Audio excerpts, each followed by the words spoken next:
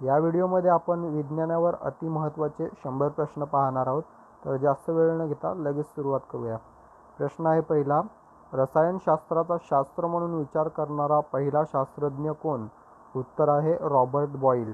प्रश्न क्रमांक 2, प्रत्येक पदार्थ हा अतिसूक्ष्म कणांनी बनलेला असतो. ही कल्पना प्रथम कोणत्या प्राचीन भारतीय शास्त्रज्ञाने जगासमोर ठेवली? उत्तर आहे कणाद. प्रश्न क्रमांक 3, आयोडीनच्या द्रावात स्टार्चचे 2 थेंब टाकले असता आयोडीनचा द्राव टिंबटिंब रंगाचा होईल. उत्तर आहे निळ्या रंगाचा. प्रश्न क्रमांक 4, हळदीच्या द्रावात बुडविलेला कागद साबणाच्या द्रावणात बुडविला असता त्या कागदास कोणता रंग प्राप्त होईल? उत्तर आहे तांबडा. प्रश्न क्रमांक 5, निसर्गामध्ये एकूण किती मूलद्रव्ये आढळतात? उत्तर आहे 92. प्रश्न क्रमांक 6, कक्ष तापमानाला द्रव स्थितीत आणणारा एकमेव अधातू कोणता? उत्तर आहे ब्रोमीन. प्रश्न क्रमांक 7, कक्ष तापमानाला द्रव स्थितीत असणारा एकमेव धातू कोणता? उत्तर आहे पारा. प्रश्न क्रमांक 8, पाणी या संयुगात हायड्रोजन आणि ऑक्सिजन यांच्या अणूंचे प्रमाण 2:1 असते, परंतु त्यांच्या वजनी प्रमाणाचा विचार केला असता तेच प्रमाण टिंबटिंब असते. उत्तर आहे 1:8. प्रश्न क्रमांक 9, रसायनशास्त्रज्ञांना आतापर्यंत कृत्रिमरित्या एकूण किती मूलद्रव्ये बनविण्यात यश प्राप्त झाले आहे? उत्तर आहे 15. प्रश्न क्रमांक 10, क्लोरीन या वायूचा रंग कसा असतो? उत्तर आहे पोपटी. प्रश्न क्रमांक 11, अल्फा अथवा हेलियम अणुकेंद्रांचा शोध कोणी लावला? उत्तर आहे अर्नेस्ट रुदरफोर्ड. प्रश्न क्रमांक 12, सोडियम धातूचा तुकडा पाण्यात टाकल्यास कोणता वायू मुक्त होईल? उत्तर आहे हायड्रोजन. प्रश्न क्रमांक 13, गंधक टिंबटिंबमध्ये द्रावणीय आहे. उत्तर आहे कार्बन डायसल्फाइड. प्रश्न क्रमांक 14, छपाईची शाई तयार करण्यासाठी कशाचा वापर केला जातो? उत्तर आहे कार्बन. प्रश्न क्रमांक 15, टिंबटिंब हा कक्ष तापमानास हवेत पेट घेत असल्यामुळे तो नेहमी पाण्याखाली ठेवला जातो. उत्तर आहे पिवळा फॉस्फरस. प्रश्न क्रमांक 16, पिवळ्या फॉस्फरसमधून तांबडा फॉस्फरस बनविताना टिंबटिंब हे उत्प्रेरक म्हणून वापरले जाते. उत्तर आहे आयोडीन. प्रश्न क्रमांक 17, लसणासारखा वास असणारे मूलद्रव्य कोणते? उत्तर आहे पिवळा फॉस्फरस. प्रश्न क्रमांक 18, टिंबटिंब या वायूस हसविणारा वायू असे म्हटले जाते. उत्तर आहे नायट्रस ऑक्साईड. प्रश्न क्रमांक 19, टिंबटिंब या वायूस ठसका आणणारा वास येतो. उत्तर आहे सल्फर डायऑक्साईड. मित्रांनो, यालाच काय म्हटले जाते तर SO2. प्रश्न क्रमांक 20, कांदा कापताना टिंबटिंब हा वायू बाहेर पडत असल्याने डोळ्यात पाणी येते. उत्तर आहे अमोनिया. प्रश्न क्रमांक 21, टिंबटिंब या वायूस कुचक्या अंड्यासारखा वास येतो. उत्तर आहे हायड्रोजन सल्फाइड. यालाच H2S असं म्हटलं जातं. प्रश्न क्रमांक 22, हवेतील हायड्रोजन सल्फाइडची प्रक्रिया घडून चांदीच्या पृष्ठभागावर टिंबटिंबचा थर जमा झाल्याने चांदीच्या वस्तू काही दिवसांनी काळ्या पडल्याचे दिसते. उत्तर आहे सिल्वर सल्फाइड. प्रश्न क्रमांक 23, कार्बन टिंबटिंबचे अपरूप विजेचे सुवाहक आहे.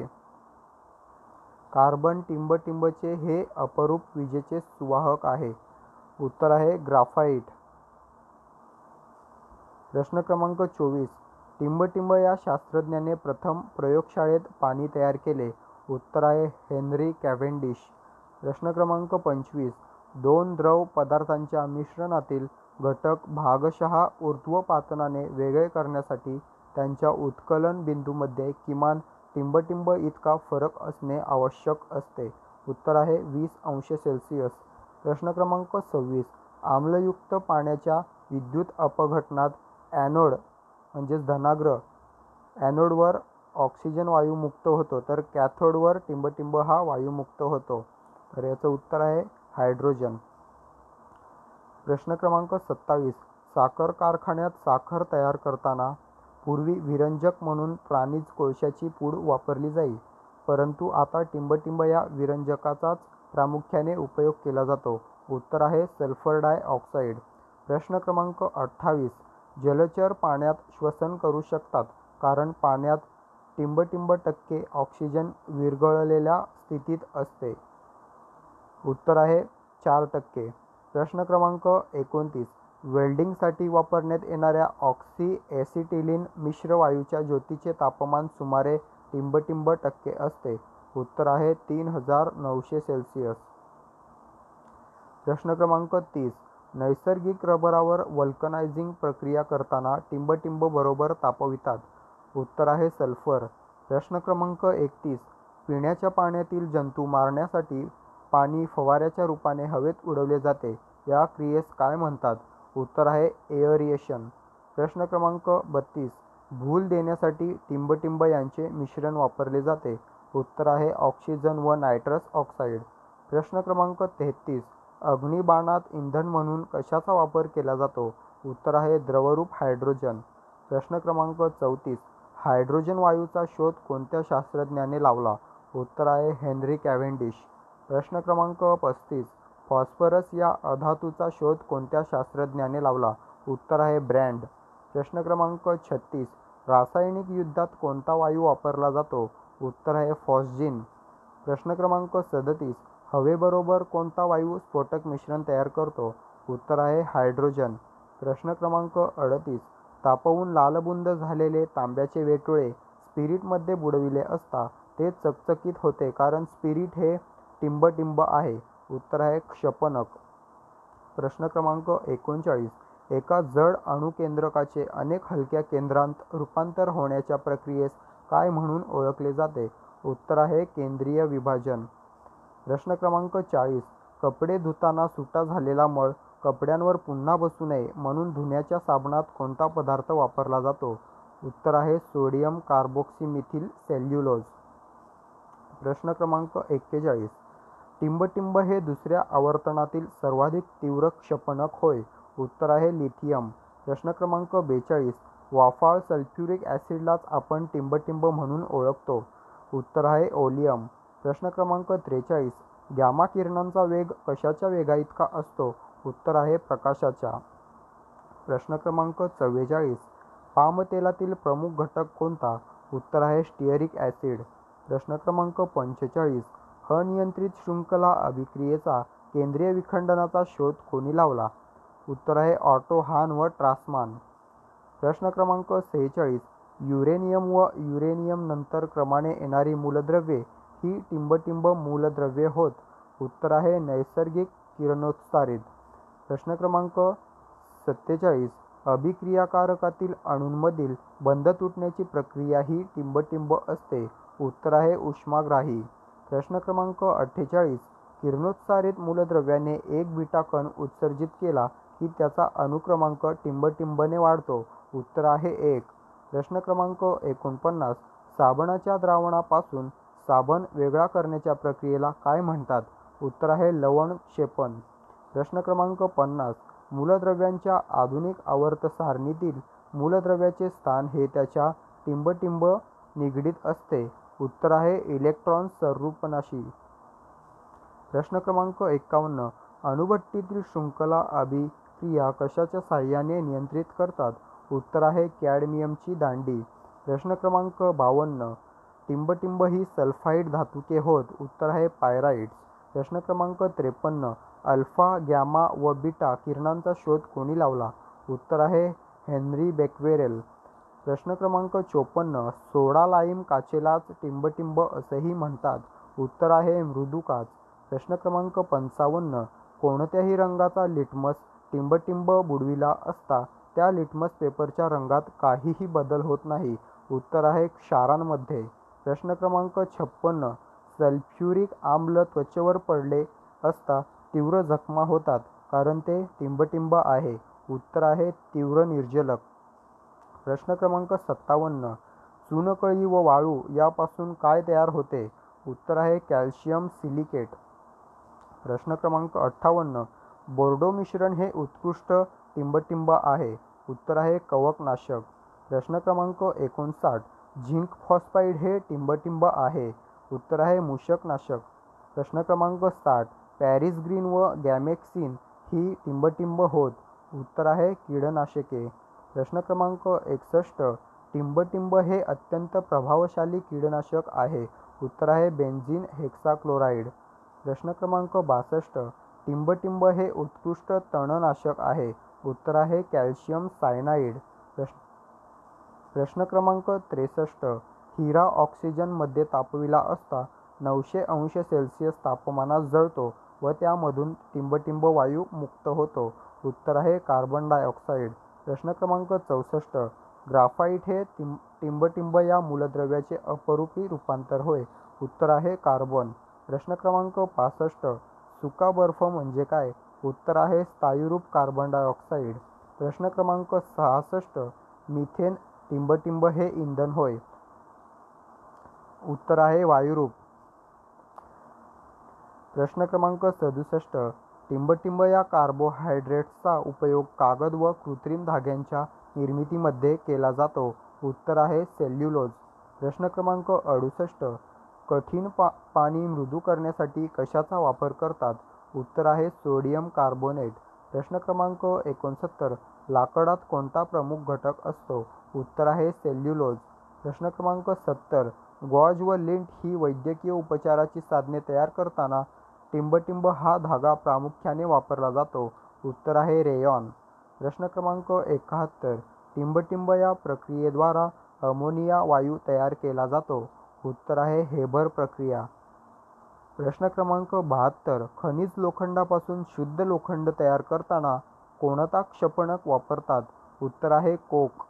प्रश्न क्रमांक 73. गॅमा किरणांची गती अल्फा किरणांच्या गतीहून टिंबटिंब असते. उत्तर आहे अधिक. प्रश्न क्रमांक 74. पिवळा फॉस्फरस टिंबटिंबमध्ये द्रावणीय आहे. उत्तर आहे बेन्झीन. प्रश्न क्रमांक 75. सल्फर डायऑक्साईड हा वायू टिंबटिंब असतो. उत्तर आहे रंगहीन. प्रश्न क्रमांक 76. सल्फ्युरिक ॲसिड हे टिंबटिंब आहे. उत्तर आहे तीव्र ऑक्सिडीकारक. प्रश्न क्रमांक 77. टिंबटिंब हे कार्बनचे अपरूप उच्च तापमानात स्वंगण म्हणून वापरतात. उत्तर आहे ग्राफाइट. प्रश्न क्रमांक 78. कार्बनचा अणुक्रमांक टिंबटिंब आहे. उत्तर आहे 6. प्रश्न क्रमांक 79. टिंबटिंब हा वायू नॅचरल गॅसमध्ये असतो. उत्तर आहे इथिलीन. प्रश्न क्रमांक 80. टिंबटिंब हा वायू गोबर गॅस व नॅचरल गॅस या दोघांमध्ये आढळतो. उत्तर आहे मिथेन. प्रश्न क्रमांक 81. टिंबटिंब हे संयुग कोल गॅसमध्ये आढळते. उत्तर आहे बेन्झीन. प्रश्न क्रमांक 82. टिंबटिंब ही काच मोटारीच्या काचा व संरक्षक कवच बनविण्यास वापरतात. उत्तर आहे स्तरित काच. प्रश्न क्रमांक 83. काच तयार करण्यासाठी सर्वसाधारणतः टिंबटिंब वापरतात. उत्तर आहे सोडियम कार्बोनेट, चुनखडी व वाळू. प्रश्न क्रमांक 84. स्तरित काच तयार करताना काचेच्या तक्त्यात टिंबटिंबचे पातळ पापुद्रे वापरले जाते. उत्तर आहे व्हायनिल प्लास्टिक. प्रश्न क्रमांक 85.